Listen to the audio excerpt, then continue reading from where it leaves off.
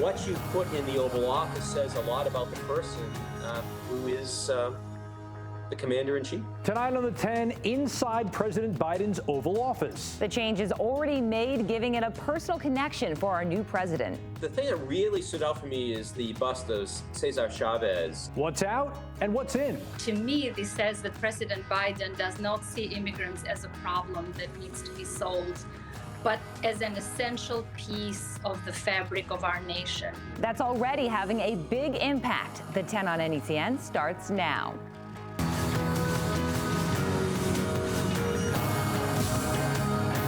Don't you just love looking at people's homes on Zoom calls, all the little trinkets or personal items that they use in their backgrounds? Is that Tim joining the show? Hey, Tim. Hey, Jackie, just wanted to make sure, is my audio working? Am I on mute? Do I got to get this boom mic working right now? Although you probably noticed this likely isn't my house. I don't know, you don't know how I live. This is the most famous office in the most famous house in the entire country. Many of us have only been doing the work from home thing for the last year, but U.S. presidents, they have been doing the work from home thing for centuries. And tonight we're giving you a look at what paintings and pictures and even busts the president has placed in his office. So I guess I should step out of this Oval Office, hang up the phone with Justin Trudeau there, and back into the 10, because this room you see behind me, well, that's our starting point tonight. And while Tim makes it his way back, we'll get started because tonight we're taking you inside the Oval Office. First, with a bird's eye view, where you'll notice it's actually an oval. Yes, it is, and for good reason. When the White House was first designed, the shape was to accommodate the president's greeting ceremony, where guests made a big circle and the president greeted each and every one, and that way he ended up in the same spot that he started at.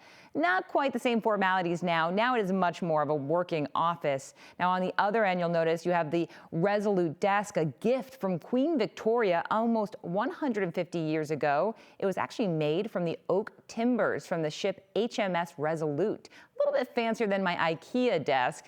But let's keep going. Moving around the room clockwise, a bookshelf and a door to the side, and then a mantle and a fireplace across from the president's desk. It's bigger than my one-bedroom apartment. We've seen a lot of changes to the Oval Office throughout the years. Check it out. Obama had a little bit darker curtains there, a lighter rug underneath the desk there. George H.W. Bush actually used the Resolute desk for a couple months. Then he chose to go with a different one, the C&O desk. Actually, the desk is the shortest served desk to date, only used during H.W.'s single term. Check this out. JFK put a lot of personal touches in the Oval Office by including a lot of nautical decorations there. So, of course, President Biden now adding his mark to his new digs there. Yeah, you may notice as well that as he's signing all those executive orders yesterday, just hours after the inauguration, he already had a lot of photos of his family right behind him, right behind that Resolute desk, including a sweet tribute to his late son, Beau, who on the day before his inauguration, he said his only regret was that he was not watching him become president. He was Biden's oldest child from his first marriage. Beau died of brain cancer back in 2015. But you'll also notice that there's a lot of other photos there of his children, his grandchildren, and of course, of his beautiful wife, First Lady Dr. Jill Biden. And there's also a photo of him meeting the Pope as well, Pope Francis. President Biden is only the second Catholic to become president. Of course, the first was JFK. And we spoke to presidential historian Tom Whalen about the significance. Biden has not forgotten his roots, and he was also great friends with Ted Kennedy, who also served as a kind of political mentor. And, Biden, like the Kennedys, believe that, good works make the person, and that too much is given, much is expected. And I think Biden believes that down to his core. And so I think there's a natural connection with the Pope. So already we're seeing what's important to President Biden just by looking behind him as he's seated at that desk. And President Trump also, Tim, used that same desk. But if you notice, behind him there are two pictures, none though of him and his wife Melania or any of his children. He did have a collection of coins there and a Remington statue. Very different look just in that picture alone. Another subtle change, you might notice it there, the curtains. Honestly, I didn't notice the difference initially, but you can see the difference when you put the pictures side by side. On the left, That is former President Trump's curtains, and on the right, those are the new ones. They're both gold, right? Biden's actually just a few shades darker gold, which is interesting. Kind of the same theme there, just a subtle difference there. Well, the desk, the curtains, the rug may seem like little changes there. It's not just about the aesthetics and all this. No, each piece has a purpose. They have meaning or connections to the new president that illustrate his values, principles, and ideals. So let's head back to one of the most viewed areas of the Oval Office, behind that desk. That's often where the president is photographed when he's addressing the nation, signing executive orders, really big, important things there. Or that's where I take my Zoom calls, apparently, at the top of the show. Yeah, exactly, that too. And one of the most noticeable things about what's behind Biden is the bust of Latino farm labor leader Cesar Chavez. Now, he brought public attention in the 1960s and 70s to the plight of Latino immigrants and workers harvesting America's crops. His advocacy led to farm workers gaining fairer wages, lunch breaks, and access to toilets and clean water on the job. So we spoke to the president and CEO of the Massachusetts Immigrant and Refugee Coalition about this inclusion. To me, this says that President Biden does not see immigrants as a problem that needs to be solved, but as an essential piece of the fabric of our nation. He recognizes the contribution of immigrants, knows that we are stronger with them, and wants to celebrate them.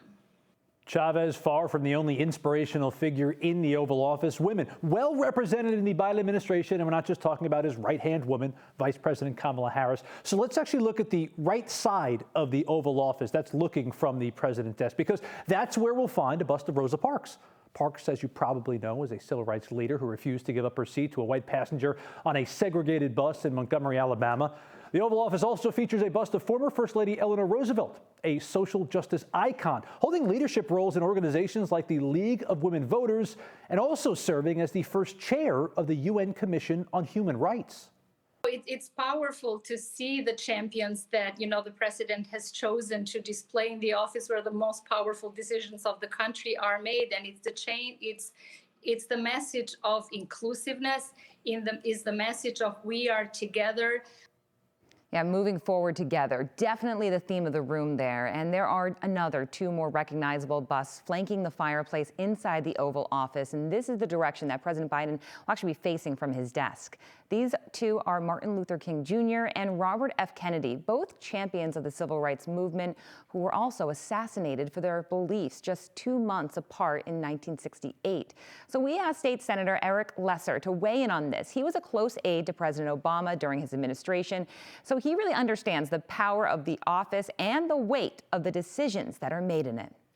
You think about what we face as a country now, the systemic racism we face, the reckoning that we really need to confront in our country about those issues. It's going to be summoning the courage, the inspiration of those figures to move us forward. So, just an absolutely beautiful tribute both to them and to the causes that they represent, and the courage that they both had, and the sacrifice. As we look at what's being added to the Oval Office for this presidency, it's also worth noting what's being removed, because obviously there was a different president just a couple days ago. This portrait of President Andrew Jackson that was over the left side of the desk, kind of over Trump's shoulder there, it was a bit controversial given its history. Here's a presidential historian, Tom Whalen, to explain.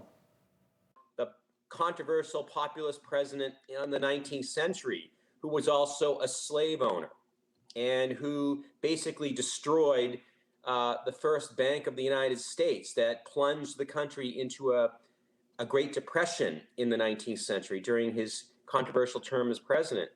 And who did he put in Old Hickory's place? Well, I can answer that. It's Ben Franklin, who he replaced that portrait with. Another telling sign of President Biden's focus for this administration. He put up a portrait of famed inventor and scientist Benjamin Franklin. And not far away from that, on the shelf next to the books there, they actually have a moon rock that's displayed. Both are meant to show the president's commitment to science, especially as he battles the pandemic right now. The White House also has an extensive collection of presidential portraits and paintings. Maybe no surprise there. Yeah, definitely not. So there's definitely a lot of predecessors and founding fathers that President Biden can choose from, and he selected 6. Take a look at the gallery above his mantle, which is in direct sight from his desk. On one side, our nation's founding father, our first president, George Washington, and below him, President Lincoln, who famously kept the country together during the Civil War. Now, on the opposite side, rivals, Alexander Hamilton and President Thomas Jefferson. Of course, they were the original rivals under Washington, but their differences really did help shape the basis of our government. So some bipartisanship there. And in the middle, Franklin D. Roosevelt, the president who lifted our country out of the Great Depression and kept America steady through the Second World War.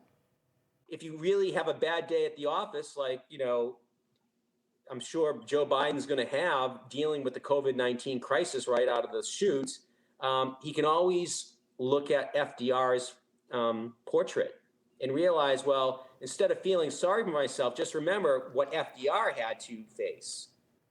Inspiration and inclusion seems to be a lot of the theme with all this. When you see, it's always interesting too, as we dissect it, why he chose it, why the administration chose it, and where they put everything in that room. Absolutely. And it's not just for him, it's for everyone else that's going to come into that room as they're making major decisions and writing policy. Interesting note, though, I saw a number of reports that President Trump, former President Trump, had a little red button on his desk. Apparently, it was to get a Diet Coke. You would press the button and an employee would come in and bring a Diet Coke. Sure, it wasn't one of those easy buttons? That's true. It just made the note. That's been taken out for Biden's administration. No Diet Coke button this time. Well, now I wish I had a weather button. So let's talk to meteorologist Pamela Gardner to find out what's on track for this week. Kind of do.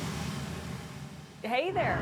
Yeah, it's another cold forecast the next several days here, especially this weekend. We have a big cool down. Temperatures in the 20s, teens, and even single digits expected. Today was a colder day than what we've grown accustomed to, and we're still tracking some snow showers and flurries across parts of the area, especially in the mountains of southern Vermont. The southern Green Mountains getting hammered with lake effect snow that's moving all the way across upstate New York. There you could have several inches of accumulation by morning. Great news for ski lovers and ski areas there.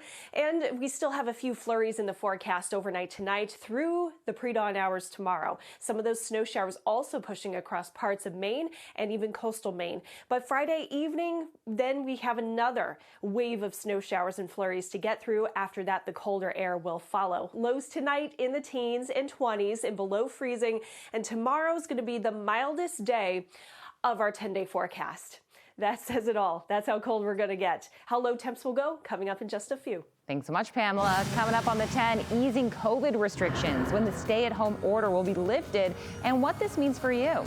And it was just a matter of time. One day after Bernie Sanders' inauguration outfit went viral, there's some new merchandise you could call your own. I might get on board this.